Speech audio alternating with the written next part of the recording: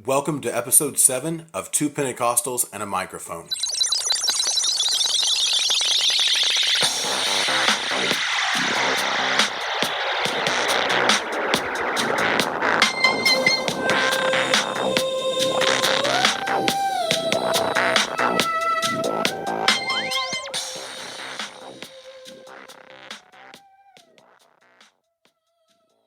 This episode is a little longer than usual, but I think you're really going to enjoy it.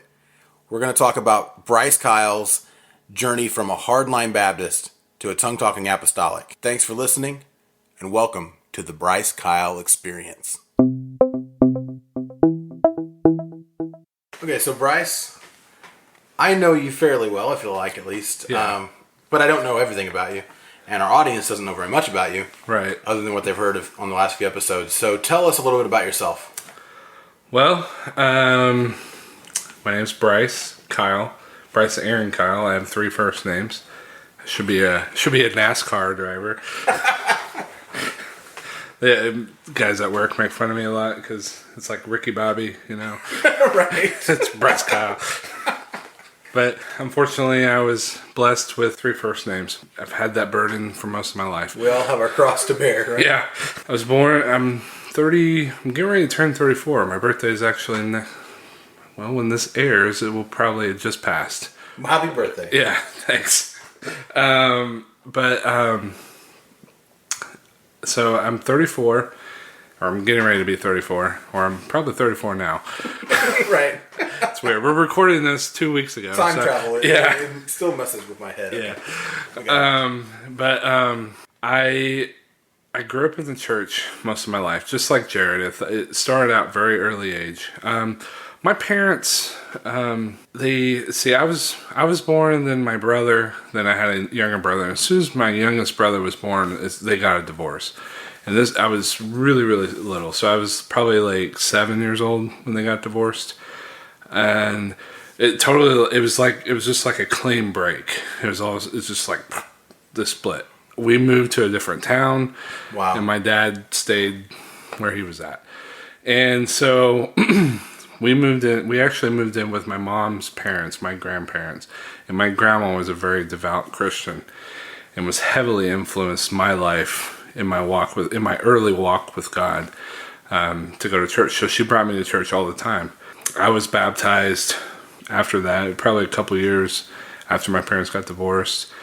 And pretty much grew up in the church most of my life. And I always wanted to be a part of the church. Everything that the church offered, I was there. And music was a big thing with that too, because every choir, there was bell choir. I love the bell choir. But I was really part of that. And I really wish our church would do a bell choir. In fact, I talked to Sister Anna Lee about it once. That would be actually really cool, especially at Christmas time. That's right, and I told awesome. her I would run it because I love it, and I think she was cool with it. I think the money was a factor, but buying the bells and stuff. But if that ever happens, BYOB, bring your own bells. Right, bring your own bells. If that ever happened, I would definitely head that up and love to be a part of that. But anyway.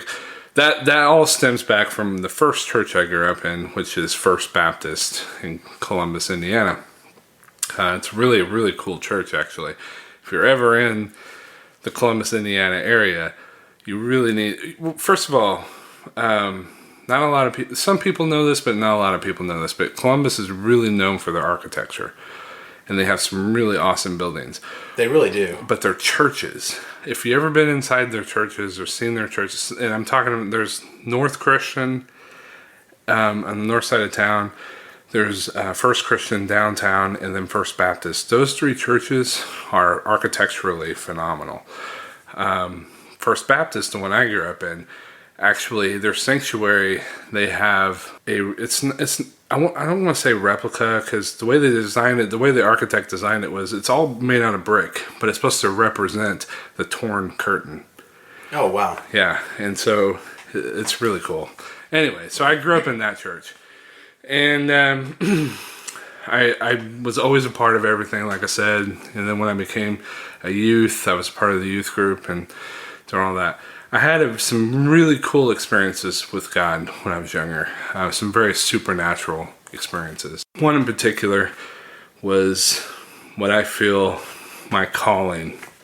I knew I was being called into the ministry, and it was at a church camp, and it was actually a church camp in Westport, Indiana, which is really significant to what I'm doing now. Right. And and we can talk about that as this episode progresses.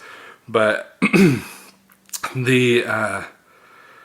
experience I had was I went to this camp, and it was a music camp, which if you know anything about me, and I've talked about it several times now, I love music. And so anything musical, I'm a part of it. Yeah. So you were into music early, even as a kid. Yeah, I've been playing guitar since I was about 5 years old. Wow. Yeah. And my dad played. My mom was a singer. My dad played guitar, and it's just I've always been surrounded by it. Anyway, so music camp, Wednesday night service, and this is what's interesting. Baptists usually don't get too worked up about church. Okay. I mean, we like church. Mm-hmm. We like to be a part of things. Don't get me wrong, Baptists are very. I mean, I feel like they're good Christians. Right. It's just they don't get too hyped up in their worship. That's how my grandparents were Methodists. They were very devout. Right. But they didn't move. Right. You know, they'd find their spot in the seat, and everyone sits with their hands crossed, and very reverent, but not very excitable. Right. This particular service, though, this was a Wednesday night camp kind of service, camp meeting type service. And in hindsight, when I look back on it, I could see God starting to move me in a direction towards the Pentecostal church at this moment, because this service was on fire. Wow. And they must have hired a Pentecostal minister by mistake. Oops. Yeah, because he really vamped up the crowd. And I mean, I don't remember too many details on the sermon or who he was. To this day, I really don't know who he was. But right as he's preaching, I hear this voice in my head and this gut feeling and to say that God wants me to go into full-time ministry. And I started to realize that he was calling me to this. And this is how old were you at this point? 13. 13. Wow. Yeah. Okay. And so I'm getting this feeling as he's preaching, and I'm sitting there listening to him preach, and I'm like, hey, God's calling me. This is really cool. And then it's almost like the moment that I just had that realization, I was like, I wasn't really going to do anything with it at that moment. I just said, oh, that's cool. You know, I'm being called. But that moment I started to feel that way, the preacher stopped in the middle of his sermon, and he kind of bowed down and like he was getting a word from God. And he said, I know there's someone in this audience that wants to dedicate their life to full-time service with God. Wow. Yeah, verbatim. Exactly how I felt. He said that. That's incredible. And my heart just, it leaped out of my chest. Right. I mean, I was like freaking out that this happened. I didn't know some kind of weird psychic thing was going on. What kind of voodoo is this? Yeah. And so I kind of, I was scared. So I slouched down to kind of hide, myself from the minister. I was hiding behind some of the other people that were in the service. And he kind of paced back and forth, and he was really going strong with it.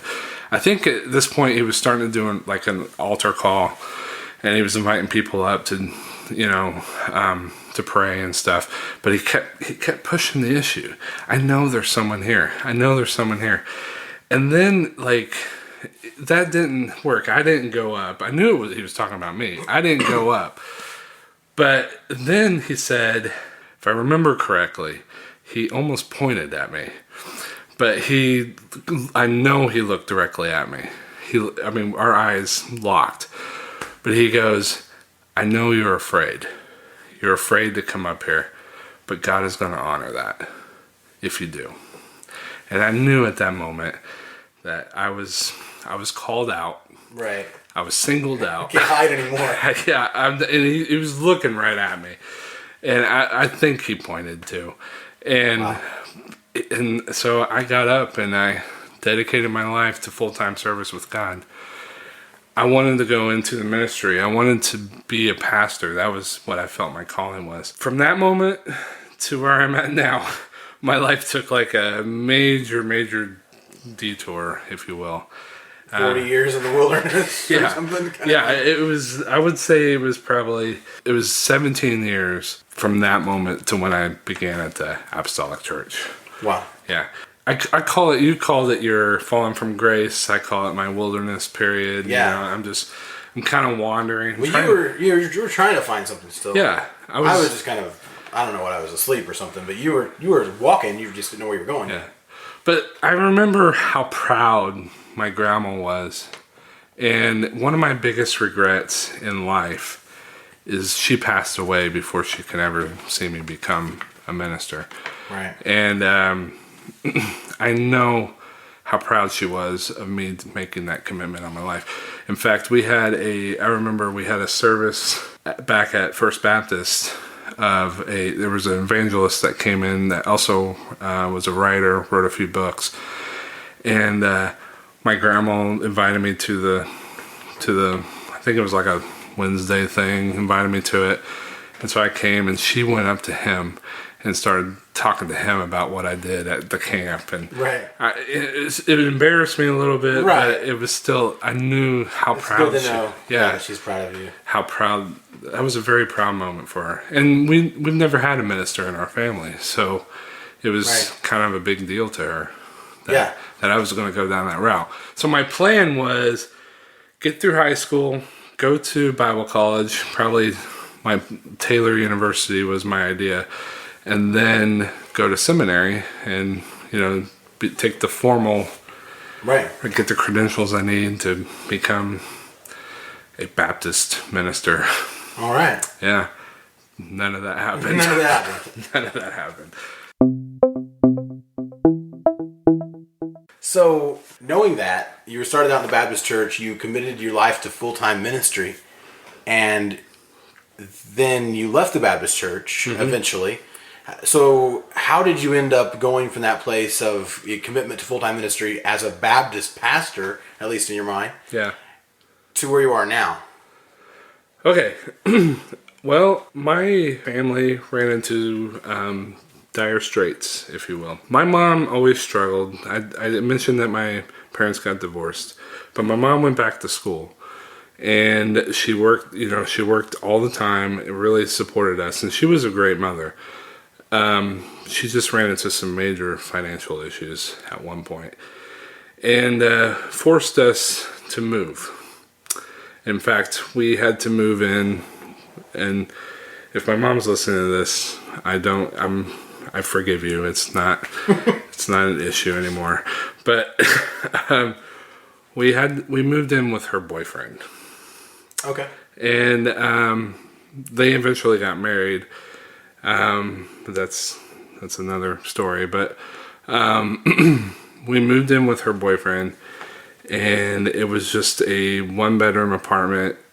It was actually me and my youngest brother, and I was forced. It was crazy because it happened so quickly. Like, it was literally in a matter of a month. Wow. Like, all of a sudden, I'm going to school. I'm doing everything I can in my hometown where I grew up, and then all of a sudden, that's ripped away from me. And wow. And honestly, I only moved 20 minutes away, but like, new school, it was a friends. world. Yeah, it was a world away. Might as well be. Yeah. When you're that age, especially being right. What, teenager probably? Yeah, I was actually 16. 16. Yeah. So I'm 16 years old. I moved to this town. I'm a junior in high school. I have to start completely over, go into a new high school, and new friends, trying to get new friends. Because all my old friends, I stayed in contact with maybe one or two, but pretty much I might as well have fallen off the face of the earth in their mind. Right. I was gone. Yeah. And, I probably could have been one of the, unfortunately this happens, but I could have been one of the students that maybe got in a car accident or something in their minds. Yeah, just like you don't exist anymore. Yeah, I'm gone. And that went with my church as well, because we left. And, I didn't have a car, and my mom wasn't driving me the 20 minutes up the road to take me to church every Sunday. So I pretty much had to start over. And so we moved to this one horse town in my mind. And I've been there ever since, but I always hated it. But moved to this town, and I had nothing to do. So it built up a lot of anger. I did, and it built up. I was depressed for a long time with it. I didn't understand why my mom would do this. I didn't understand why I had to leave. Why couldn't I move back in with my grandparents and just finish out high school? I didn't understand that. They still lived in my hometown, so but anyway, we had to move here, and so I had a lot of built up anger at this period, and I wasn't sure what I was going to do with my life. That caused me to rebel. It caused me to make some bad decisions as far as academics, and my school started to decline because I just didn't care. And I went through that. And so, in high school, I would just go to classes that I liked, which ended up being music classes. And, by the time I'm a senior, I had to do all this stuff to hurry up and just get the credits I needed. But, I just stopped caring.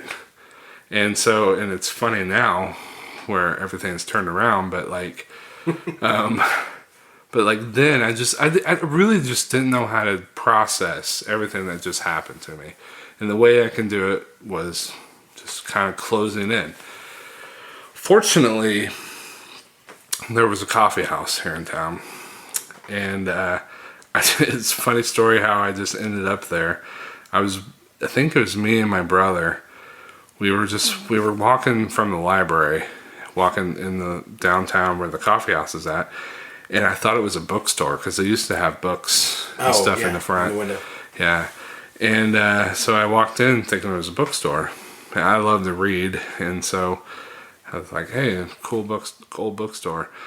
It ended up being a coffee house, but the guy on the counter, and what's funny is he ended up being one of my good friends, and he ended up being a drummer in one of my bands too. But I didn't know them from Adam, and he stands up and goes, "Long time no see." And I'm like, what in the world? I've never been in here. Are you insane? Yeah. And so that's how my relationship with them began. And that coffee house, I would say at that period of my life, that coffee house saved my life. Because it allowed me, you were there all the time. Yeah, I spent almost every moment. And your brother yeah, was there all the time. Yeah, I spent almost every moment I could. Every Friday night, every Saturday night, I was there. I became friends with those became my friends and became my family. Right. In a way. And they went to they were part or affiliated with a charismatic church here in town. And so they started inviting me to that. And I went.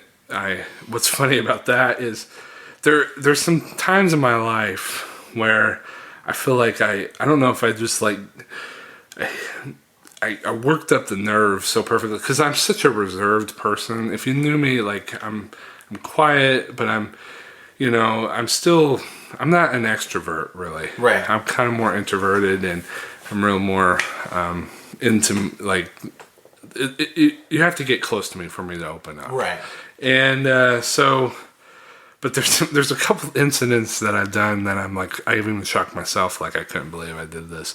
But my first moment going to this charismatic church in town was because one of the coffee house owners told me that they needed a guitar player for their worship band.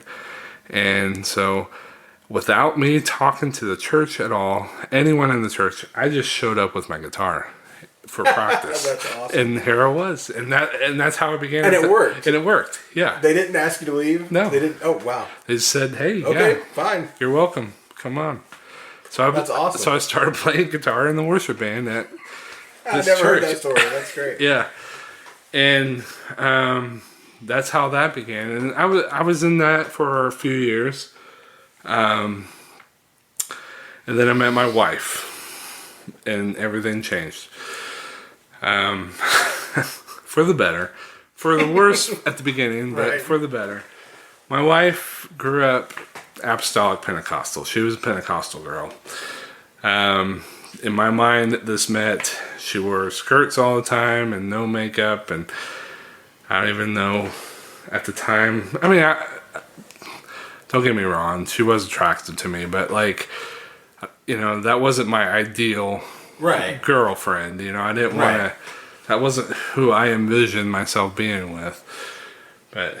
And maybe I was a little more liberal back then. And if being a quasi millennial, Right.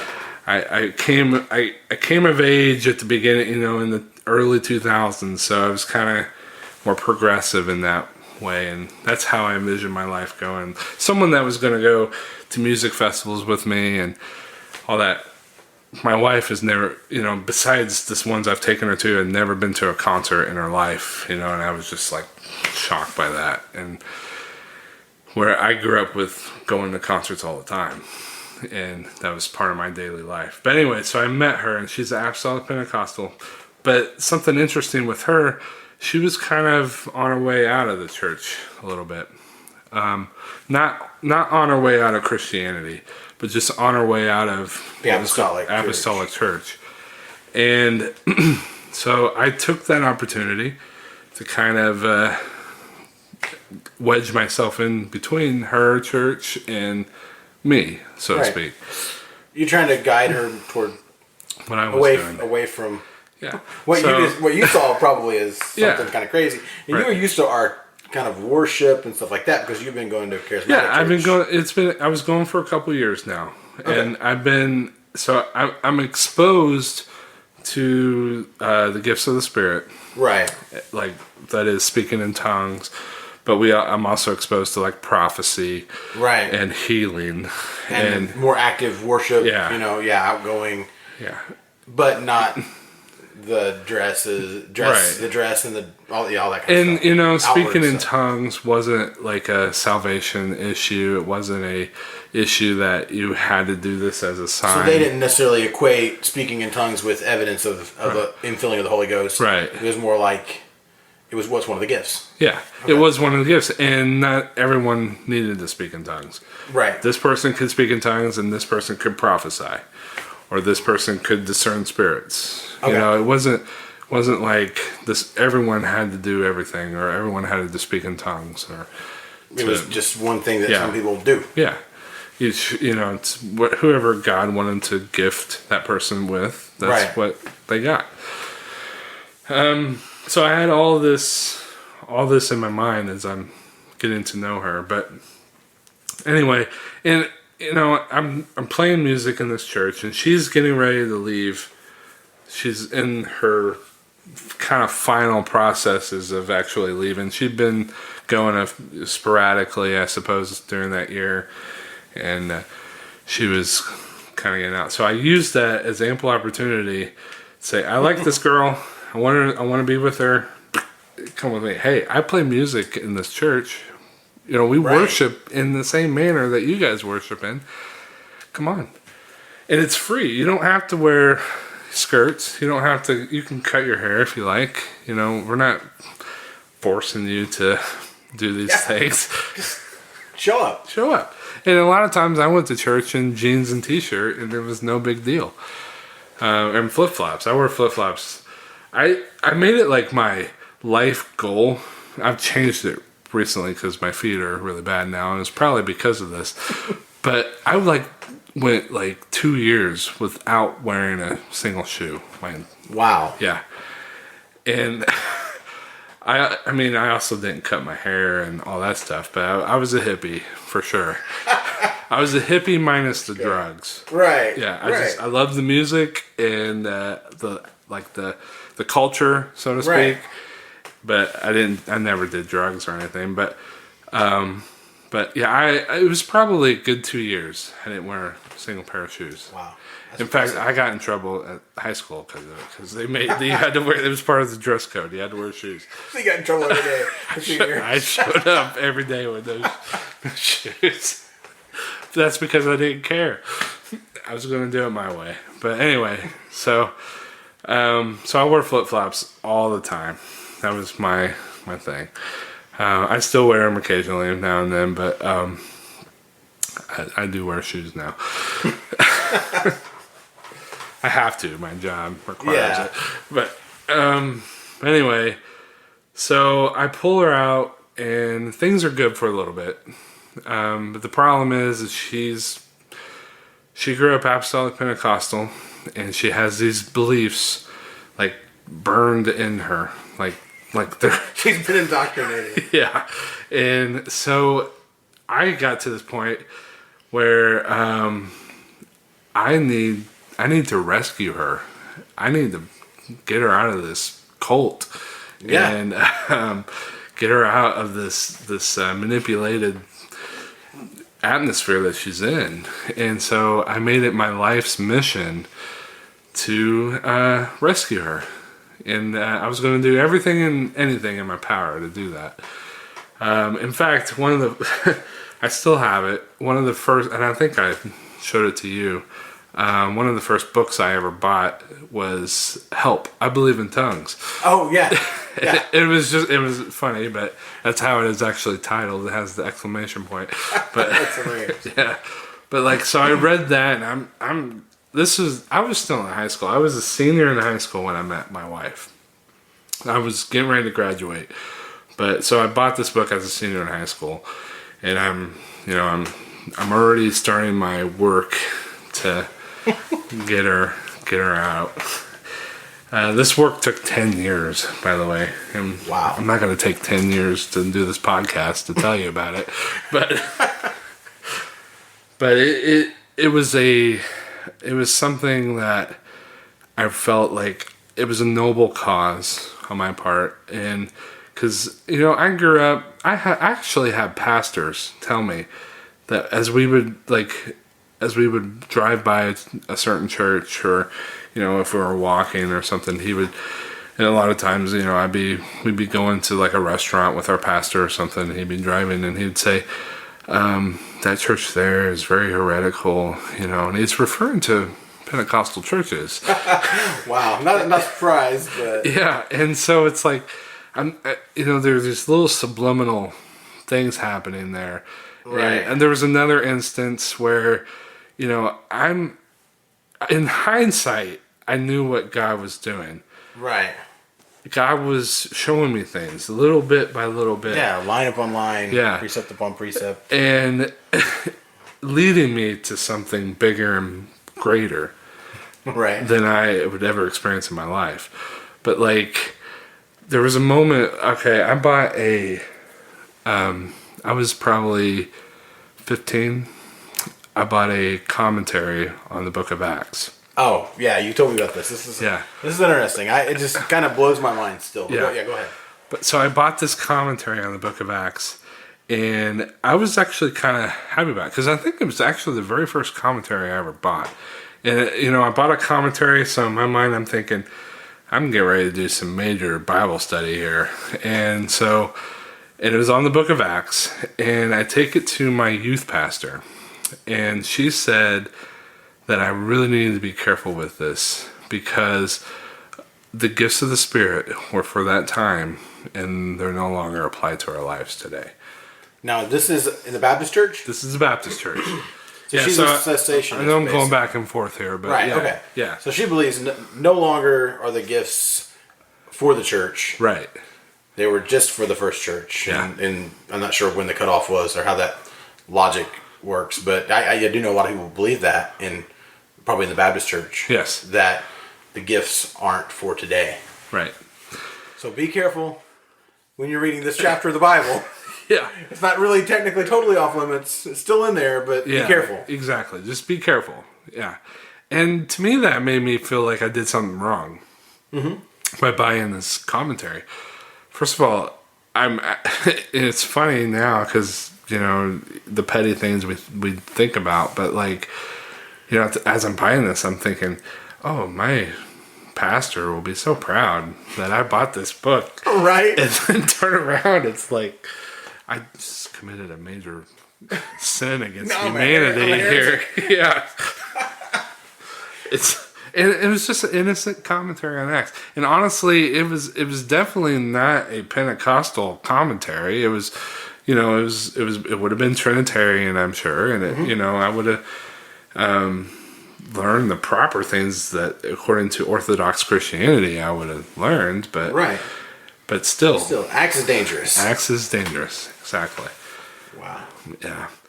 So anyway, I said that to say that things were happening in my life early on before I even met my wife that were kind of introducing me to some, to the Pentecostal movement and some new things that God was going to put me in. So I met, talking about my wife, we get married actually much longer after I met her, but I didn't get married. You guys dated forever. Yeah, I didn't get married right away like you did. No, I was ready to go. Yeah. Okay, we're dating now. When do we get married? Well, honestly, part of the reason was I wasn't so sure yet because I was still working, trying to get her. You didn't want to marry a heretic. Yeah, exactly. So it took me 8 years. Wow. Yeah. To finally. So 8 years of dating, 8 years of trying to change her. Yeah. Years of indoctrination. Right. Okay. Didn't work, but you thought it did. Yeah, there was a time. There good was enough a moment that you went and got married. So. Yeah. So we get married. We actually right before we got married, her friends. In fact, it's a friend that she grew up with in the Pentecostal church. Started going to a Baptist church. And so, some things happened with the charismatic church that kind of put me off a little bit. Okay. And I stepped away from it. And so I was kind of churchless for a while. There was probably maybe a 3 or 4 year period where I just tried to do it on my own. And we talked about that. Yeah, we did. But, I thought, hey, I got my Bible. I can pray and I can fast. I can do it on my own. But that's how it was like. And it sounds good. Me and God and. Right. And at that time, too, I was kind of church shopping, if you will. We would go to different churches. But one thing happened was her friend, who she grew up with in the Pentecostal church, started going to a Baptist church. Okay. And so it was like, that was cool, because then, this was me. I was Baptist, I'm hard. I was right. Back to the Baptist roots. Right. And so we started going, and we went pretty faithfully for a year and a half. But this was Sanders' idea. Yeah, this was actually. You're all on board because back to the Baptist church. And I transfer my membership. I'm not sure what she did. But I think I've said before, once you're a member of the Baptist church, you're a member for life. Right. So, but you can go to a different church, but like a different Baptist church, but you just kind of, they transfer. But your membership always stays with you. Yeah, your membership just goes with you. So, we're going pretty faithfully for a year and a half. We finally set a date to get married. And in fact, our Baptist minister marries us. And we get married at my old charismatic church, in fact. I remember, because I don't think I went to I'm not sure I went to the wedding.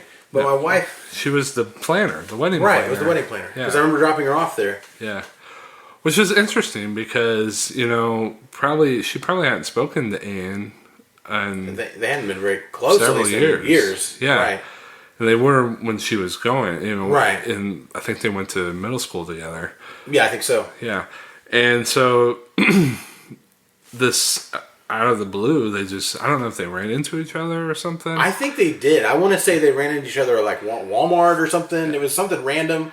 Right. But this kind of So you look at those things now, knowing what happened. Was that a God ordained moment? It was. It would seem so. Yeah, it's interesting to me. But I have another cool God ordained moment too that I look back. I'll talk about that in a minute. But so Anne and a friend, Mylena, Greider now, were kind of, I don't know, just kind of ganged up on her a little bit, maybe. Yeah. And so they became the wedding planners of my wedding. Right. Me and Sandra's wedding. And did that worry you at all? Seeing her get back with some old friends did a little bit. It was just like, okay, I mean, I know. What's funny, I don't know if you remember this, but when I first met Sandra, I went to your wedding. I was at your wedding. I want to say that I vaguely remember it because I remember you being around the coffee house, and I remember, but I don't remember very much from my wedding because I was just, I don't know, it was wild. It was just it was like one of the first things me and Sandra did. Really? Was your wedding. So it would have been really early on in the relationship. So, what year was it? 2002 you got? It would have been 2003. 2003. Yeah, we got together at the end of 2002. Okay, so it was... Yeah. It's one of the very first things we did as a couple was go to your wedding. And I didn't know you guys at all. And no, I didn't know you. I had seen you and kind of knew who you were, but... So here is Sandra dragging me to your church and your wedding, but it's funny. But anyway, so I knew that Anne was super Pentecostal. She is a super Pentecostal. So like when I find out that she's planning our wedding and back in Sandra's life, so to speak, I'm putting up my armor here. Right. I'm getting ready for a battle. Right. So, but one thing I didn't count on though, because that happened. One thing I didn't count on was her parents. Oh, right. I thought I won. I thought I finally got her out of that. She was the girl that I envisioned my wife becoming. We were going to the Baptist church. Right. And, we were faithful Christians. It wasn't like I was some crazy dictator husband or anything. It was just, I finally feel like we were evenly yoked. And we were doing, we were doing the things that personally I wanted, not necessarily what she wanted, but and being the spiritual leader, in your house, you felt like it was important. That, right? I get that. So I felt like I won her to the light side, to the truth, as I perceived it, right? And what I didn't count on though was her parents going back to church. That was a nuclear explosion in my entire plan, my entire world. That was just destroyed. Yeah, it just. So they are going back to church now. Okay.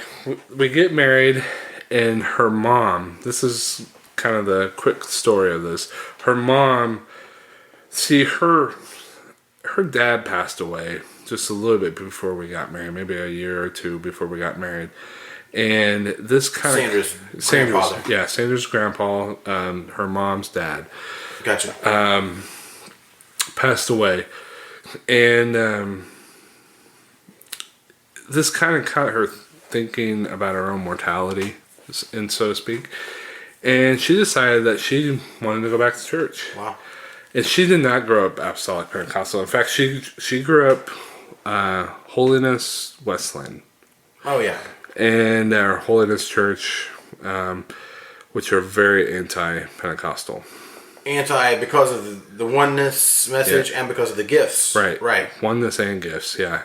Their worship is, very sit in your pew and sing it out of a hymn book and not very vibrant or flamboyant, if you will. But so when she says she wants to go back to church, Sandra's thinking, oh, she just wants to go back to the church she grew up in.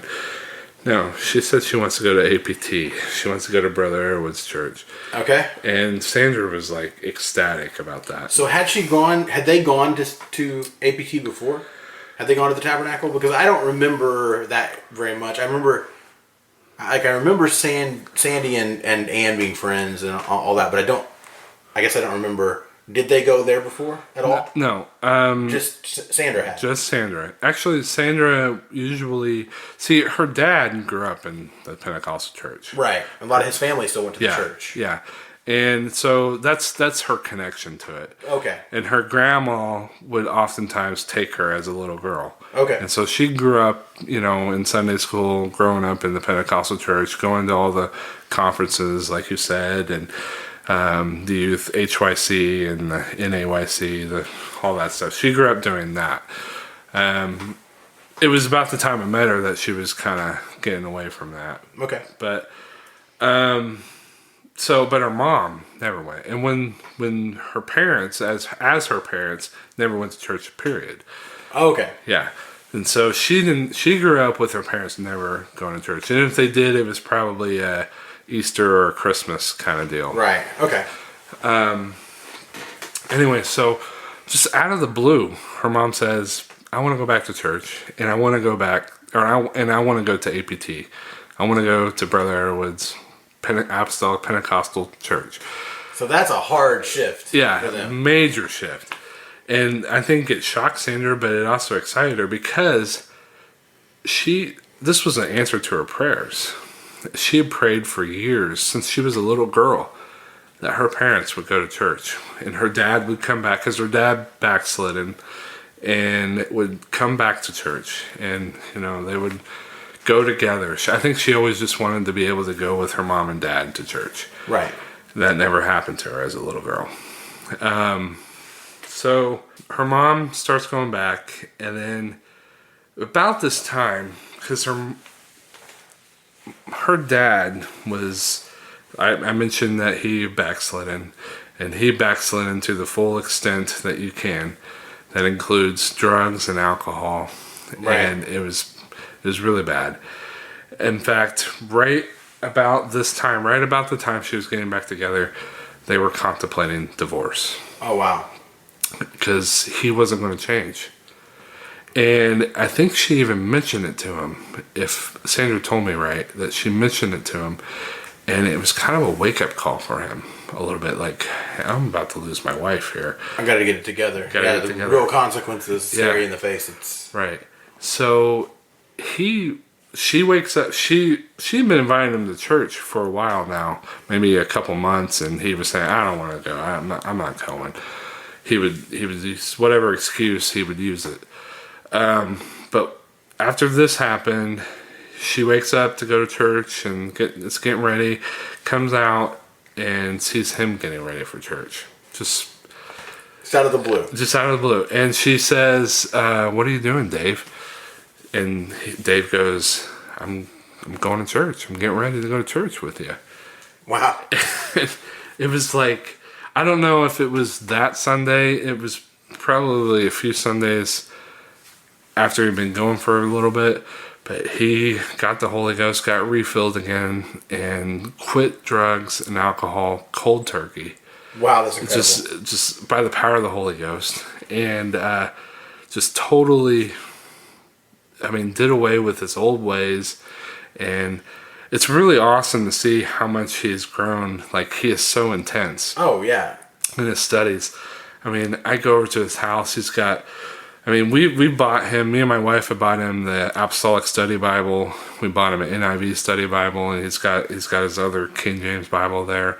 He's got all these translations. He's got Bible commentaries. He's got a dictionary. He's got Brother Airwood's books, and he's got all this stuff laid out in front of him as he's studying the Word of God, and he does it every single night. He comes home from work. After he gets ready for bed, he's right on that couch. He's opened everything up, and he's spending an hour in the Word of God studying. Wow. It's amazing to see a transformation, because when I met Sandra, he was the alcoholic. He was a drug addict. That's amazing. Yeah, and just that complete 180 And just like that. I mean, it was so fast. That's incredible. Yeah. And so I think I seen this and I knew Something's wrong. that I lost my wife or I'm losing my wife. And this is right around the same time that she started to talk to Ann and Mylena again. Yeah. So it's just bad timing all around. Right. And so it's a funny story, but like she got invited to come. Her mom invited her to come to Brother Easter's revival. There was a Brother Easter revival happening at APT. And she even asked if I would want to go, and I said no. I didn't. No, I'm not. I got to be dealing with that. I remember this. I do remember this happening. Okay. Yeah, go ahead. And so, what's funny was they weren't gonna go because they were. It was like the opening night of the Twilight movies. Okay. Yeah. And her and a friend, the friend that had started going to the Baptist church, she had got her to come with her to the APT revival. Right. And she said, "I'll just go to the revival, and then I'll meet up with you, and we'll go to the movie." But she ended up getting them. Well, they both got the Holy Ghost that night. Refilled. I remember that. And so So much better than Twilight. Right. Unfortunately, they did go see the movie later. Well, okay. How you go from that to that, I don't know. But I don't know either. That's a good question. yeah, I guess that's something to ask her about. That is. But yeah, so she's back in now. She's full throttle. And so that was first night of the revival. First night of the revival. If she told me right. I think that's right. I remember. Yeah. I remember the story. Yeah. With the Twilight movie and the whole 9 yards. Yeah. But I think it was first night of Brother Mike Easter. Yeah. Revival. And so now, okay, her parents are back in, and now she's in, and it's like I'm sitting in the back. I'm like freaking out now. I'm at home. She's at this revival. I'm opening up all my theology books. When she comes home, we're going at it. Right. I'm going to undo everything that she just learned there, and Anyway, so I'm scared at this point because I know I spent 10 years. We've dated for 8 years, and we're about 2 years in our marriage now. So about 10 years of trying to get her out of this mindset. Retraining her, basically. Right, retraining her into Orthodox Christianity, proper Christianity. This is what you should believe. Right. This is heretical. I mean, it's just, they burn people at the stake for this stuff, Right. You should, I don't want you to die,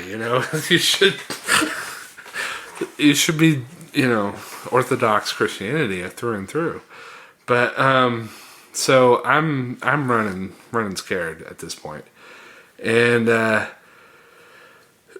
so she keeps going back. And she keeps inviting me, but I still refuse. In fact, there's a funny moment where I don't remember. I don't think he's been invited back, but there was an evangelist that came through. I think one of the prophecy guys. Okay. That was just kind of a little bit left field, a little bit where he was calling people out for things in their. A little bit aggressive. Yeah. Yeah. But the church service lasted till like 9 o'clock at night. Okay. It was a real long service. Well, Sandra and I had plans. We were going to go up to Columbus. We're going to go. I think the movie The Avengers had just come out or something. Okay. I wanted to go see the movie, and so we have this time constraint because it's a Sunday. Mm-hmm. The movie theater doesn't stay open late on Sundays, so or as late as it does on Saturday night or something. But so we're going to get dinner and then go to this movie. But she's not coming home. Like, what is the problem? Yeah. And so, I mean, if I had the nerve to go to the church and drag her out, I probably would have, but I had more sense not to do that. Plus, I didn't want to go in there, then, you get... Just in case. You never know what's going to happen. Yeah. I'm going to get at the vultures. They're going to latch on to me there. Oh, yeah. But, so, I was angry. It's already 8 o'clock. I'm like, this is ridiculous. So I just given up on her, and I was halfway to Columbus. I was driving. Just going on your own. I was going on my own. Yeah. I'm going to dinner by myself. Yeah, that was my plan. I was just gonna give me something to eat, and I'm gonna go watch that movie. And she just had to get over it. But she ends up calling me as I'm probably a little bit past Reddington at this point, and yeah, on your way. Yeah, I'm not quite halfway, but you're on your way. Yeah, and she calls me and says, "Hey, I'm home. Where are you at?" I'm like. Then I turn around and I finally get her. But like I learned that she just had this. They had this amazing service and all this stuff going on. And I knew at that moment I knew I needed to do something major. And so I went online. I found out about the church a little bit, the politics of the church. I found the leaders of the church. One of them in particular, Brother David Bernard. And he's written some books, and so I bought one of his books called The Oneness of God. Probably my first big mistake. that was it. Yeah. You done messed up. Yeah. And I remember this because if I remember correctly, during this time, Sandra was coming to either a Bible study, right, or the home friendship groups were friendship group, probably. Yeah, they were starting, and yeah, so we were hearing a little bit about this too because she was worried. So you were worried about your marriage and being unequally yoked because she's going to be a heretic now, right? And she was worried about the same thing because you were very opposed to the path she was going down. So it was like, I didn't hear your side of it then, but I definitely heard hers. Yeah, so. And we were getting in arguments almost, I wouldn't say daily, but at least weekly. We would get into a major argument over church. And it would bring her to tears. Mm-hmm. I feel bad about it, but I felt like at the time I was doing the right thing. I got to do what I got to do to save my marriage. Right, and I was going as far as to criticize her dress because I feel absolutely terrible about this, and I've dealt with it with her, and we've had our moments of forgiveness and reconciliation and such, but I used to tell her that she's wearing skirts now pretty much exclusively. I used to tell her that it was unattractive to me, flat out. I'm not attracted to this. You need to stop wearing these skirts. So you were just no holds barred. Yeah, it was. You had to make something happen. That was an attack on our marriage, on our relationship. Yeah, definitely. That I felt like would have, and probably should have worked, but it didn't. Mm-hmm. But in my mind, it should have worked. That would have made her stop and think. Is it worth it? Yeah. Is it worth doing all this to have all this grief? And don't get me wrong. I was very happy that her parents were going back because I known how much she had prayed for her, and I even prayed for her parents. We would have prayer time together, and we'd be praying for her parents and her brother and her family to get back in the church. We pray for this, so God answers this prayer, and I'm happy about that. I'm just unhappy that she followed them, and she wanted to be a part of it, and I don't blame her. She wanted to go to church with her parents. That was her dream from a little girl on up, to go to church with her parents, and now it's happening.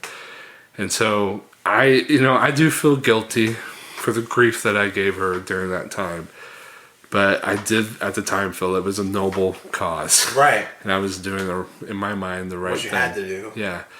And so one of those things was attacking our relationship and our marriage, and to the point where I felt like if I said this so drastically that it would make her turn away. And one of it was, you're not attracted to me anymore. And she wasn't wearing makeup anymore, and she was always wearing skirts. In hindsight, it was pretty dumb because she was still attracted to me in skirts. It wasn't like, physically attracted. I was still physically attracted to my wife. I just had to say it so that she would rethink what she was doing. Scare her straight. Yeah. Yeah. And so, so I bought the Brother Bernard's book, The Oneness of God. And I have my theology book, or my theology books, and, words of wisdom and insight from very, very, very intelligent ministers and seminary professors. And these are, outside the Bible, these are probably, the most important books in Orthodox Christianity that I had. And so I'm opening up, and Brother Bernard's book, I mean, it's a good book, but it's small in comparison to the other theology volumes of theology books that I have. And so it was like, this is going to be this is going to be nothing. I didn't count on how smart Brother Bernard was, but I was going to have a debate with him. Right. Maybe not a one-on-one debate, but I was going to debate this book, and I was going to go line by line and refute everything that he said. And what the issue was, you got to remember too, at this time, I'm praying very heavily to either God show me who you really are, or show my wife. Because it was a fork in the road. It was now or never. I mean, something's got to give. Something had to give. And it was, they're going to embrace this Pentecostal church, or she's going to finally fall away, or we're going to be no more. Right. It was the bottom line. Wow. And so I'm praying this very fervently. And one of the things I do pray about is, God, I just want to know you. I want to know who you are. I want to know, and I want to know the truth. And, I'm reading Brother Bernard's books, and, or The Oneness of God. And I'm reading this, but at the same time, I'm reading the Bible. I'm searching Scripture, and things start to open up to me. And one in particular is for Isaiah 9:6. And, it's a prophecy of the birth of Jesus. And, this is, I don't know how many years, 400 years or something before the birth of Jesus, this is being prophesied. And one of the phrases in that verse is everlasting Father. And I'm like, and I think about it, and I'm like, okay, if Jesus is the Son, how can he be the Father? Because Trinitarians separate those two. Right. And it's like, this doesn't add up. It doesn't add up. And so I'm like, and then I start looking at other things, and I'm like, wait a minute, if you've seen the Father, if you've seen me, you've seen the Father, right. Stuff like that. In the beginning was the Word, and the Word was with God, and the Word was God. Right. And the Word became flesh. It's like, those things start to pop out at me in ways, it's like, God's showing me something here. And so maybe there's something to this. And so I'm reading Brother Bernard's book further and further. And it was at this moment that Sandra finally convinced me to come to church. And I think you and John took the opportunity, Brother Pace, took the opportunity to get to know me at this moment, or, right. converse with me. So we went to supper or dinner afterwards, after church. But so she finally gets me to come to church, and we go to this dinner, and this is the moment that we started the Bible study, right. You asked me to be a part of it. But I have to hand it to you and John, though, because I know what Sandra was telling you about me. Oh, yeah. And you've told me, too, that you were pretty intimidated, and I think you mentioned in the podcast before, but so I wasn't sure if you guys were going to go gung-ho on me, like at that moment, like gang up on you. Yeah, bazookas blazing. Right. You're going to, shoot me with the Holy Ghost here, and so go right into it or not. But I have to hand it to you guys, because, Brother Airwood should be extremely proud of you two, because you handled it right.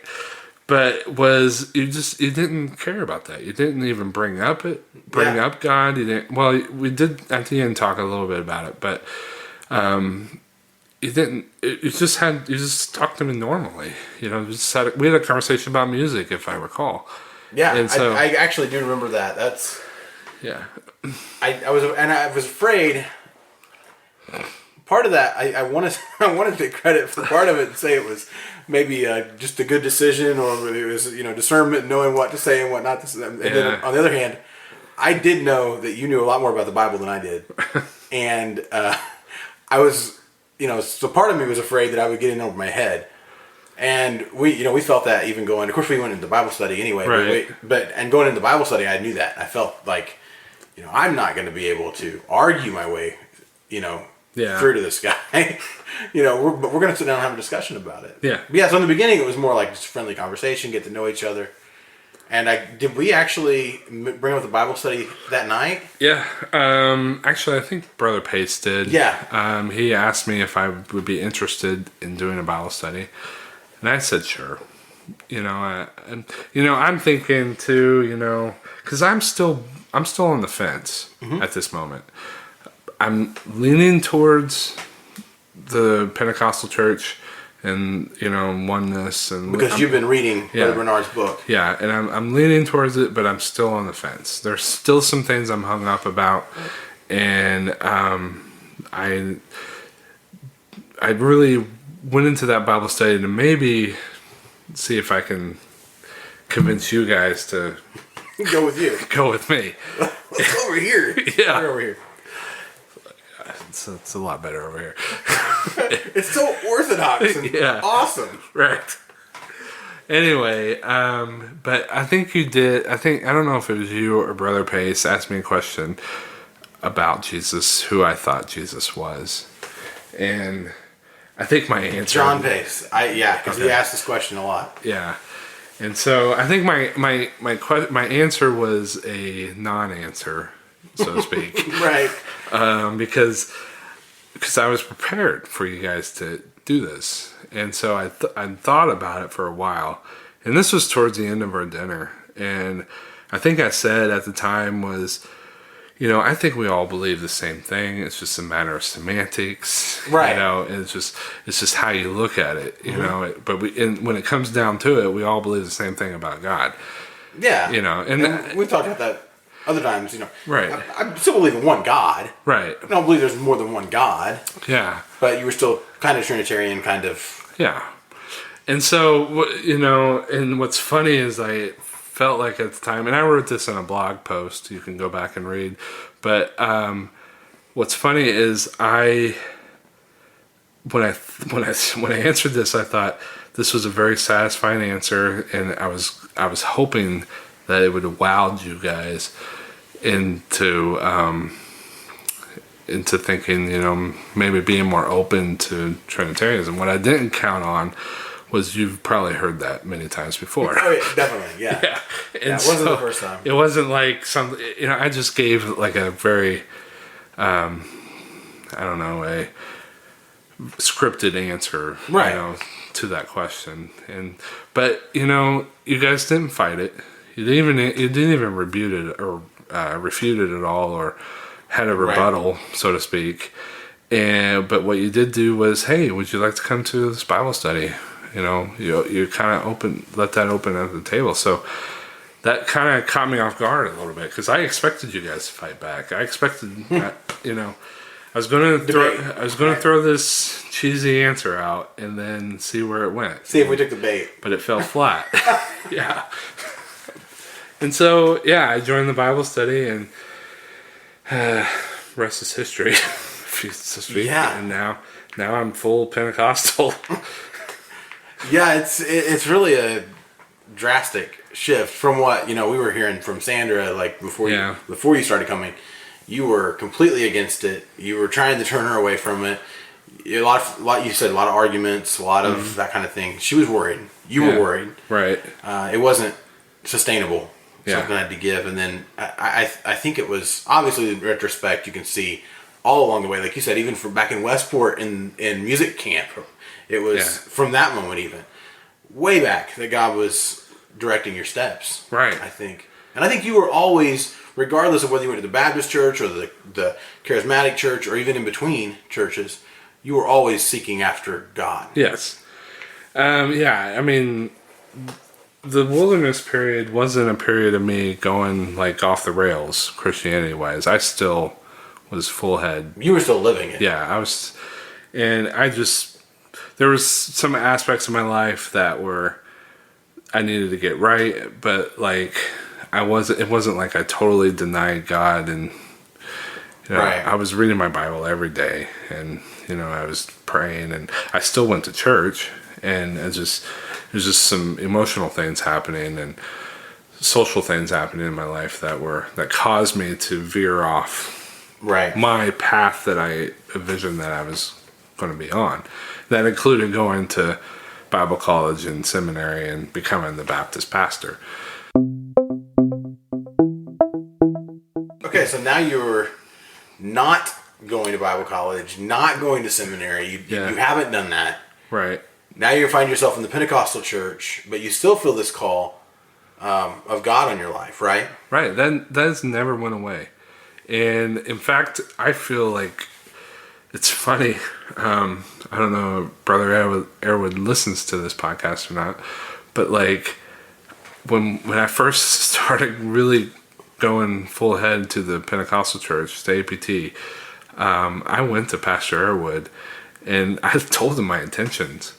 Really? And it was I don't know if he remembers this, but it was a conversation because I was getting ready to start college, and it was something my job was paying for, and so it was like I was kind of, and at the same time, in fact, you and John Pace were kind of pushing me to get into the ministry. You were really pushing the required reading, and because I'd already started reading some of Brother Bernard's books, and right, and we were probably just going through that at that point. In fact, I think when the Bible study started, you were just going before the board to get your license. Yeah, and so you were kind of pushing me in that direction a little bit, even though I hadn't experienced some of the things, and I hadn't experienced speaking in tongues yet, and right. So I hadn't spoken tongues yet. And I'm going to Pastor Airwood telling him, hey, I want to be a minister. Be a pastor? Yeah, I want to be a pastor. And, I give him credit because he's kind of like... super chill. Yeah, he is super chill. But he listened to me, and he encouraged me, and he gave me some really good counseling. Because, I had this secular thing happening in my life where, secular college, and it was a really good thing, and I'm still doing it today. And he gave me like kind of insight in how to balance the two, and that, I definitely, at times it's hard, but I've learned to try to, separate the two, but, still pursue both things. Yeah, because a lot of times it's presented as an either or. Right, and that's how I felt. I felt I either need to do this or I need to do that. Right. And he encouraged me to do both. And I think there is value to being in the workplace as a Christian, obviously, but as a pastor even. Yeah. And obviously, some pastors in a bigger church, they might need all that time and energy to focus. But if you're especially like a pastor of a small church that's just starting up, it's going to be really valuable to know people in the community through your job and things. So I think it's good to have, for some people at least, it's good to have that both paths. And I agree with that. But I think the key to my calling was, if you recall, was full time. Yeah, and it's funny, we had career days at high schools. Where did I go? I went to pastors. I went to church for my career days. My whole plan in life was to become a pastor. Mm-hmm. Yeah, and so that was what I was set down to do, and so. God had another plan, because obviously that didn't happen, and God's still working in my life, and I still don't know what's going to happen in the future. But that's such a frustrating thing, but it's true. You don't know a lot of times. Right. I don't think God a lot of times really tells you. At least He might tell you something. Right. He doesn't give you every step along the way, and It's frustrating yeah, learning I know. to trust. But. Exactly. But I had that key full time. And that's always how I felt about it. It was going to be a full-time thing. And so that's why I think I went to Pastor Airwood, because he didn't know my calling. He didn't know anything about me, really. And this, I just started. In fact, I reached out to him on Facebook Messenger and asked if we can meet sometime, and he invited me to come. And so we had a counseling session, but I was questioning whether or not to pursue the secular career versus, really going gung-ho ministry. Right. But okay, I hadn't spoken tongues. I think I'd just been baptized. I may have just gotten baptized and rebaptized, because I was baptized when I was younger too. But I was baptized in the name of Jesus. And so that did happen. So I'm kind of on the path, so to speak, to receive the Holy Ghost, but it just hadn't happened yet. So I go to Pastor Erwin and say, hey, I want to be a minister, And I can only imagine what he's thinking, that, I just want the big guy's job, Right. I'm coming after your job. Yeah. And so, but to his credit, he did encourage me. And I'm still pursuing ministry as far as license, but just hasn't quite came to fruition yet. But, I still question things, whether I'm doing the right thing or not. But I think we always do. Yeah. That's part of learning to trust. Right. It's not really knowing, but still. True. And I'm currently still in college, still trying to finish that degree. Yeah, I feel you there. Yeah. So I'm doing both, but little by little. But some cool things have happened, because I think Pastor Airwood seen my willingness to go into ministry. So I've always been musical. Mm-hmm. I've played guitar most of my life. I guess almost 30 years now. Wow. Yeah. And so it's like, I've done that. I should be a professional, but I'm not. But I wish I were sometimes. But you're pretty good. Yeah. So you just. All right. Thanks. But so I've always been musical. So Brother Pace took over the nursing home ministry. Right. Yeah. And he needed people to come and play music, because I don't think he's musical. No. Yeah. Not really. I don't think he plays any instruments or anything. Yeah. So this was kind of a stepping stone for me. He plays the drums. I think he did just play the drums, but yeah. I wasn't sure if he played an instrument or not. Well, the drums aren't really popular in the nursing home. So, yeah, true. So he needed people, and here I'm just now getting to know him. He's teaching me this Bible study. It's kind of a stepping stone into ministry. And so, in fact, the first one you and I did together. Yeah. And that was the one and only time we did it together. But it was fun. I enjoyed it. Absolutely. But so I would go in and I would sing hymns to the nursing home. And that was my foray into Pentecostal ministry. And that led to, talking to Pastor Airwood. And that led, I think he talked to Aaron Airwood at this time too about me a little bit. And so this is one of those God ordained moments that we were talking about earlier. But there was a couple in the church getting ready to get married, and my wife, a little backstory on it. I know him because I went to school with her brother, Joe McKinney. Oh, okay. It was Sarah and Jeff getting married. Yeah. And so Sarah had a guitarist that was going to play the procession, the bridal procession. And for some reason, like a month before the wedding, he backs out. He doesn't want to do it or can't do it or something. I don't know the reason. I believe it was God, but right. He couldn't do it. And so she's like freaking out now because she wanted this procession to be played. It was the Irish Wedding March, I think was the name of the song. It's a classical piece, needed a guitarist to come and play this. Didn't want to do a recording of it, wanted it to be live. It's, it's your wedding. you know. Right. You want it to be what you want. And so she has no idea who can do it. There's no one, I guess, in the church that was comfortable enough doing it. I don't know. She didn't know anyone else.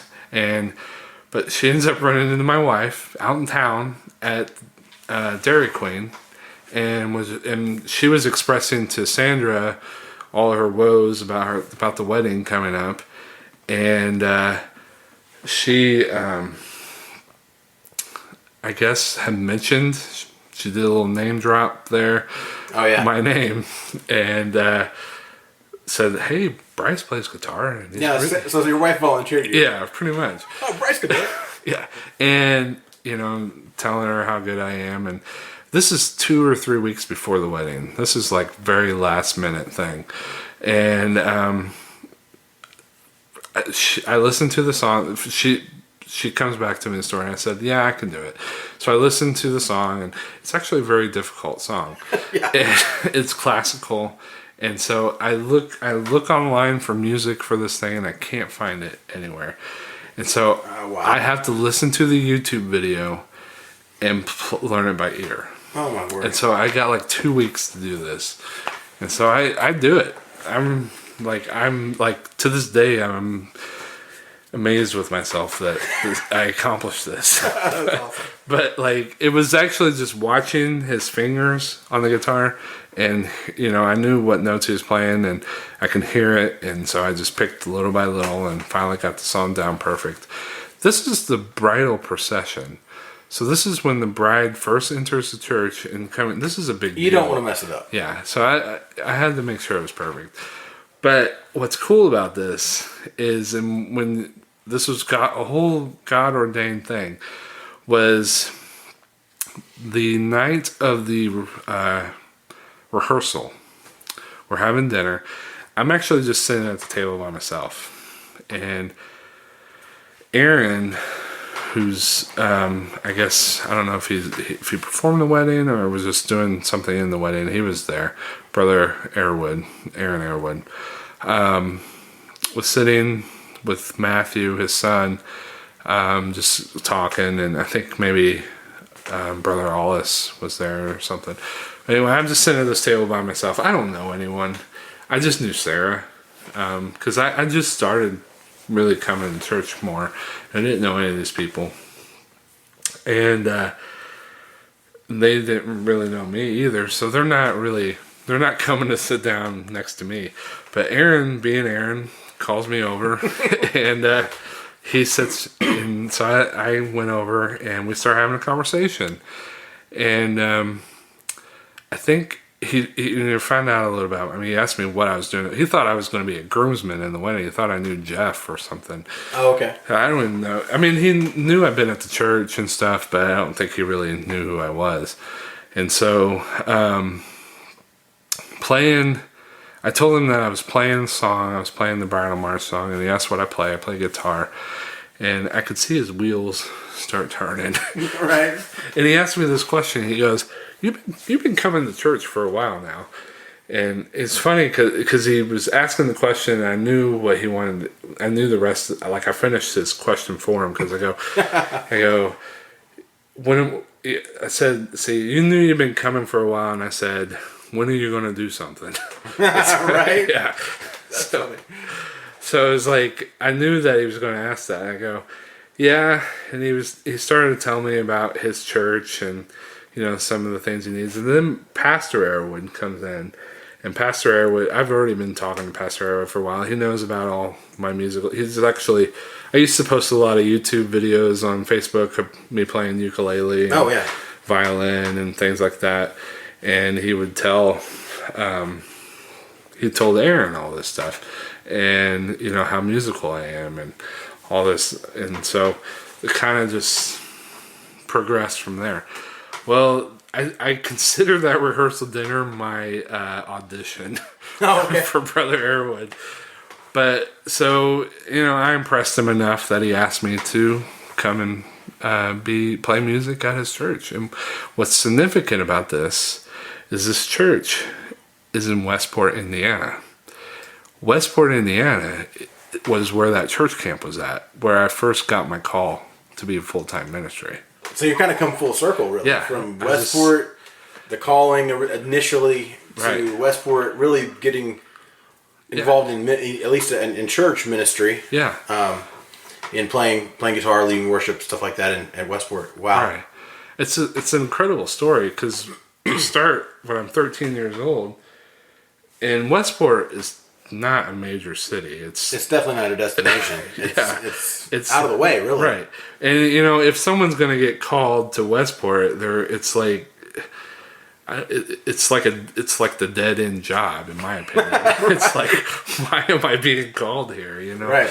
But like, my calling originated there, and so I had absolutely, at 13, I had absolutely no idea that God would be doing this 17-year circle to get back there. Wow. Yeah.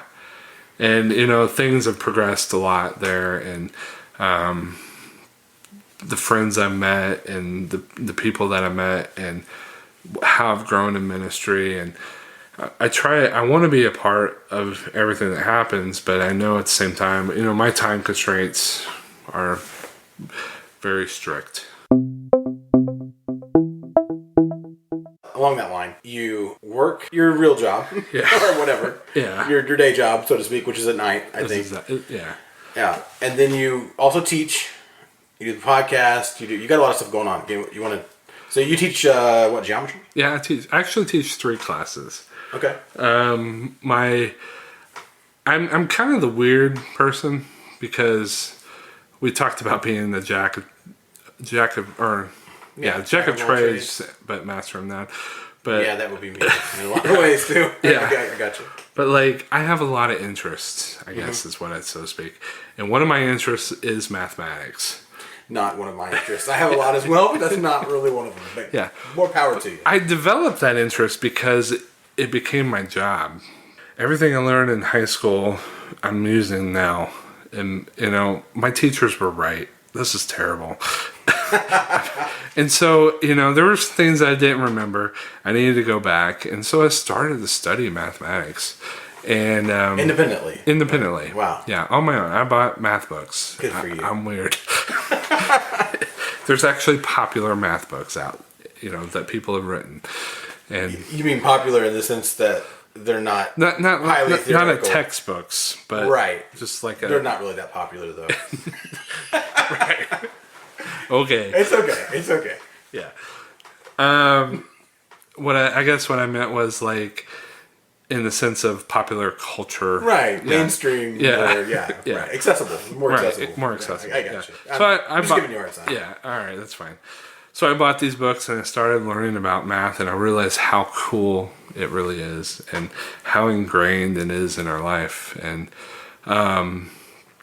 it started to open me up to things. I was talking to the Arrowwoods after a service one day at Westport, talking about mathematics and how I, have come to really appreciate it. And they asked me if I would feel comfortable enough teaching. And I said, I'll give it a shot. And so here you are. 3 years later, I'm the geometry teacher at our Christian school. And what other classes do you teach? I teach CAD as well, which is computer-aided drafting. And I teach music. I teach band. Right. So, okay. Yeah. Great. So you have a pretty busy schedule. Yeah. So I'm there for about 2 to 3 hours, 2.5 hours usually at the school. Then I come home and kind of unwind a little bit. Then I'm at my night job from 5 in the afternoon till about 4 in the morning. And you're also in school, like you said, for mechanical engineering. Yeah. And we're doing this podcast. And if someone asks me to play guitar for something, I'm going to do it. Because I have a hard time saying no for that. Okay. So if someone asks me to want to play guitar on a Sunday or something, there's a lot. And you do still play a lot. Yeah. The youth ask me a lot to play a song for them, and so I'll do it. But so music is really that's like your heartbeat. That's always been, and I think we relate a lot on that level, because that's kind of been my story too. And you're much more of the musician than I am. I've always, with whatever instrument, mostly guitar, but other instruments too, I've learned just enough until it's not exciting anymore, and practice starts getting hard and boring, and then I stop, and I'm not good at anything. So you're actually really good at the guitar. You're a great guitar player. Oh, thanks. You can play what? Let's see. You want to just list what you play? At some level. I'd say that I am a guitar player. That's my That's my go-to instrument. I can play piano. I'm learning the banjo, which I can play. I love the banjo. Yeah, I can play mandolin pretty well. I play the violin. I consider myself a ukulele master. That's always a great instrument to pick up. I wish I don't know. I wish I could. I am 100% convinced that if you're a non-musician, you can play the ukulele. It's just that simple. It's a really versatile instrument too. But at the same time, you can play the basics of the instrument, but there's so much more to deeper. explore. And you've shown me that with some YouTube videos of some guys who are just phenomenal. Yeah, they're incredible. What else? Drums? You play drums or percussion? I do a little bit. I can hold a beat. I don't own a drum set, so I don't get to practice it as much. But I can sit down a drum set and hold a beat. Harmonica. I also played some band instruments. I played trombone and baritone. I was in marching band. I was in every band possible in high school. Wow. In fact, I won an award. I'm an award-winning bass player. Wow. You are an award-winning bass. I did not know that. I knew you played bass, but I didn't know you were an award-winning bass player. I am an award-winning bass player. That's in amazing. fact, I won a scholarship with it too. Really? And unfortunately, I didn't take it. But I didn't even know this. Yeah. I'm learning something new. Okay, there you go. It was actually for IU School of Music. That's awesome. And high school, I had, it was one of those moments where I was in a rock band too. Uh-huh. And so I was like, if the rock band takes off, that's going to be a pretty awesome thing. Right. So I would rather do that. And so I didn't. Oh, I know that line of thinking, man. I did the same thing. So you're talking about the upright bass then? Yeah, I played stand-up. I was in jazz band. Okay, awesome. So you understand music theory too, so you're able to apply it to a lot of different instruments and in arranging. And see, I've always been a songwriter in, the loosest sense of the word, but I really enjoy it. But I like to write songs, and usually it's different subgenres of rock, or it's country, or it's something pretty I guess intuitive in a way and kind of simple. But you're able to do much more complex composing and playing because you understand music theory. Yeah. And you practice. I do practice. I am a little bit more lazy today, but I think that's due to my time, where I just don't have the time to practice like I used to. Like I said, I'm learning the banjo, and there's a lot of things with it I want to learn and try to get at. And one of these days, we're gonna have a bluegrass band. Yes, that we've always talked about that. I know. It's gonna happen. Yeah, it's gonna happen. Yeah, I'm gonna play the bones. All right, there you go. And I just need to find do a little Carolina and chocolate drops. Exactly. That's exactly what I'm thinking. Yeah, and that's something I've always kind of aspired to. Right, it's being in a bluegrass band. So maybe someday when we're old and we're not so busy. Maybe. Well, I have a couple of questions that I want to ask you. I'm going to steal one from your questions that you asked for me. Sure. First of all, musically, who was the biggest influence? Because music is such a big part of your life. Like, who influenced you the most musically? Whether it's like a band or a songwriter or a musician. I'm kind of the same way with you, where it just depends on what part of my life is really. Right. I would say, it's funny because I was very much into secular music, but I was like a Christian music junkie. Oh yeah. I'm probably from like 1991 to like 2003, I'm like an encyclopedia of Christian music. That's awesome. Yeah, and I've seen almost every single band. See, during that era. Yeah, I wish I could have gone to the festivals and seen all these. And there were so many awesome weird bands. Right. I mean, there was the ska bands, there were punk bands. hardcore bands. There were, just the mainstream CCM stuff. There was hip hop. Yeah. Anything you can imagine, pretty much. Right. It existed and thrived there for a while. That's the one thing, I hate that we label Christian music as K-Love, K-Love pop, and right. That's Christian it's like music. Christian is now a genre, not a religion. Right.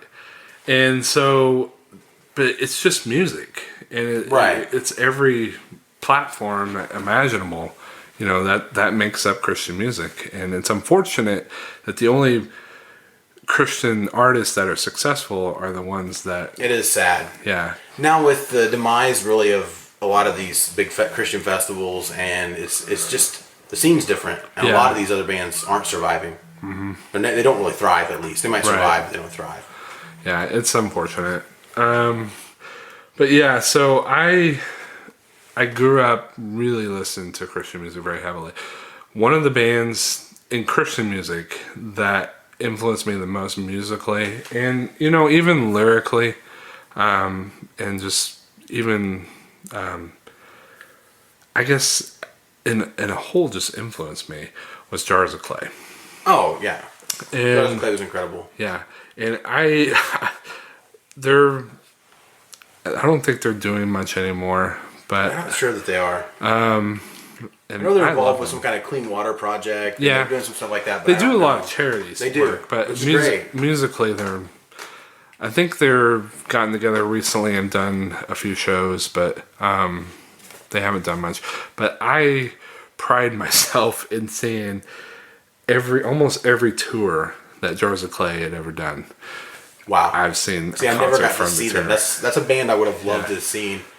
I never got to see them. I saw the era of when they first, when Flood came out, and and then the next era was the Much Afraid album, and then If I Left the Zoo, which I actually really like. I think it's kind of underrated. I liked it. If I Left the Zoo is probably my favorite Jars of Clay album. I have said that before, and I've gotten a lot of weird looks for it, but I really do like it a lot. Yeah. And I like that, and I think 11th Hour is my two favorite Jars of Clay albums. And that's the last one I actually really listened to. Okay. But I probably should go back. Their newer albums are good, but I think those two were like they're if I had to pick two albums out of their catalog, those are the two top ones in my opinion. And their debut and Much Afraid were incredible. Yeah, they were good. But yeah, I agree with you there. I think or If I Left the Zoo and 11th Hour were better. Yeah. So musically, they were probably my biggest influences as far as how I perceived myself as a musician. I love the Beatles. That was probably my most favorite band is probably the Beatles. And the amount of creativity, and I never was a huge Beatles fan, like really obsessed with them or anything, but the amount of creativity they packed into just a few years was just wow, just mind-boggling. And so I think it goes back to my whole '60s hippie era of time. But you were born in the wrong decade. Yeah, I was, so to speak.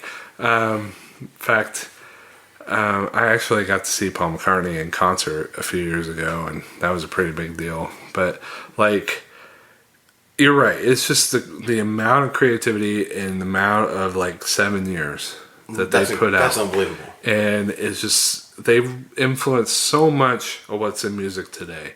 Oh, definitely. If it wasn't for them, we probably wouldn't have half the stuff we have. We wouldn't have half of the genres, or at least subgenres that we have today, if not for them. Right. And so, from a pure musical standpoint, Jars of Clay and the Beatles, probably. All right. Yeah. Good answers. I like it. I approve. Yeah.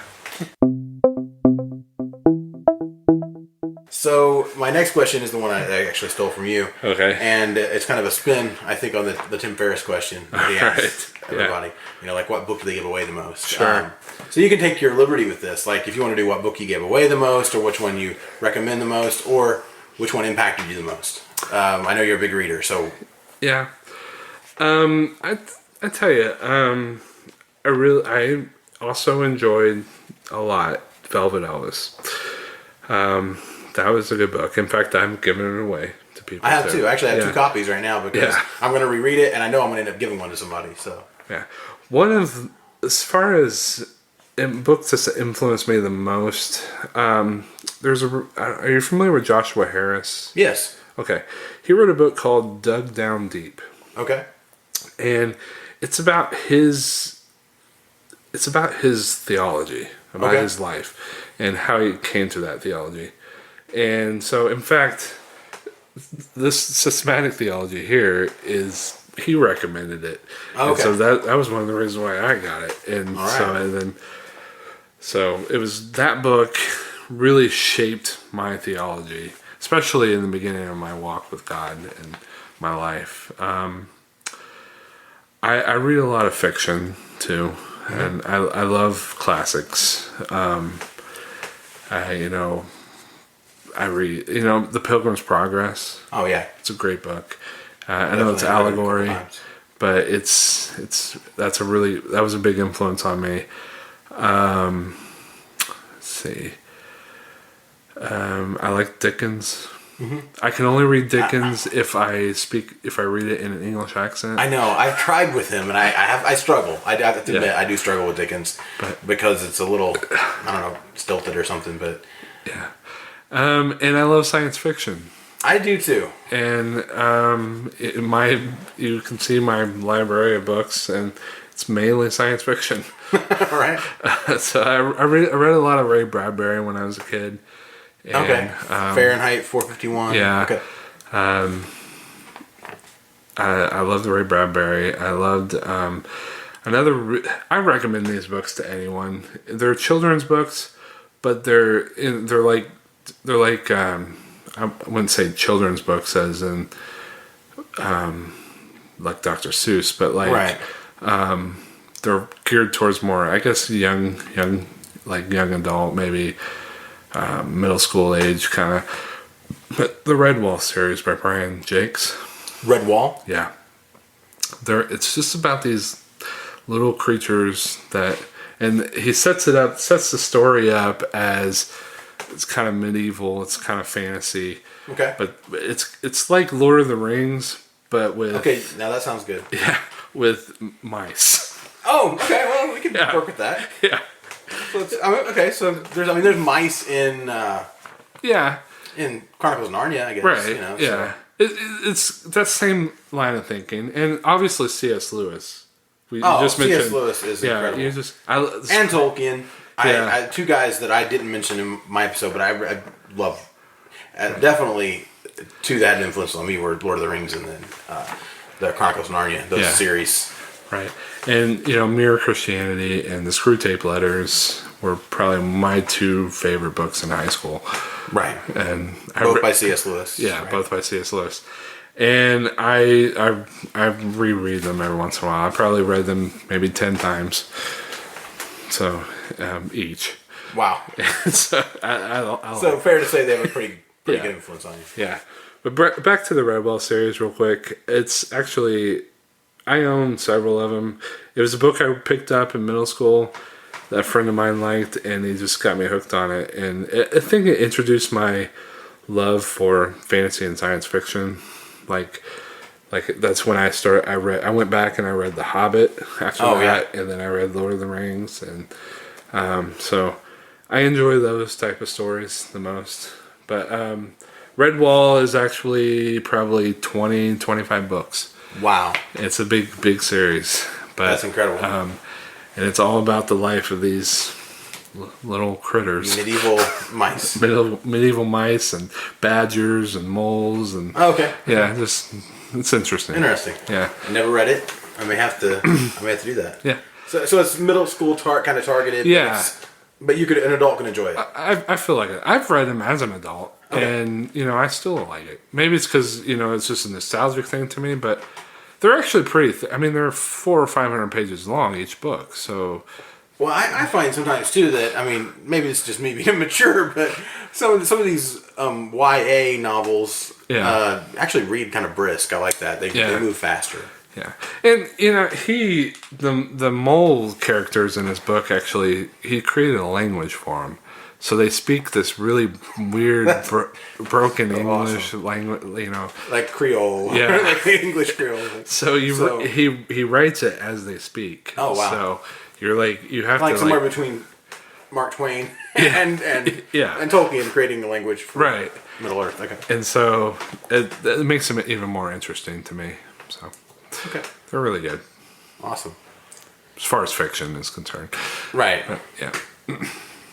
Great. Well, I think that pretty much wraps it up. We've Okay. gotten to know you a lot better. I think I'm going to have to definitely check out the Redwall series. Yeah. And who's the author again? Brian Jakes. Brian Jakes. He's he's actually from Liverpool, England. Okay. So kind of a Beatles connection there. Okay, right. Yeah. All right. That's not why I like him, but I always thought that was neat. But I'll definitely put that on my reading I think list. he actually just recently passed away. I think maybe a couple years ago, but he has this huge body of work. So, Wow. yeah. I'm always impressed by people who can write one book, In let fact, alone 25 in the same series. honestly, look him up on Wikipedia because he has an interesting. Like he was a shipping clerk, and he had many jobs. I think he was like a tool maker for a while, and he just had all these really odd jobs before he even became a writer. And he was like reading. He was reading I think it was his son or something. He was reading a book, and it just wasn't connecting with him. And he thought, hey, I can just write a book that would connect with him better. Wow. And he wrote this story. And he's got all these broad life experiences to put into the book. So Right. So that's great. he just decided one day, I can do this better. And he did it. And the Red Ball series is this huge, series that a lot of people love. Awesome. So, yeah. All I right. will definitely have to check it out. Yeah. All right. We hope you enjoyed these last two episodes of Two Pentecostals and the Microphone, where you got to know myself and Bryce a little better. Bryce's story is really interesting because it's such a dramatic turn of events over such a long period of time. It's obvious God was working in his life. And my story is a lot more simple in a lot of ways. I never really left the church. Bryce left a couple churches. And finally, I think God got him to the place where he wanted him to be. And we're really glad we got to share these stories with you. We hope you got to know us a little bit better. And we want to know what you think. We want to know maybe some of your stories as well. If you want to get involved in the conversation, connect with us on social media and let us know what you think. Looking forward to hearing from you. Thank you for listening to this episode of Two Pentecostals and a Microphone. If you'd like to join the conversation, you can find us on social media at Two Pentecostals. That's on Instagram, Facebook, and Twitter. You can also check our website, twopentecostals.com, for show notes, news, and links to Bryce and I's blogs.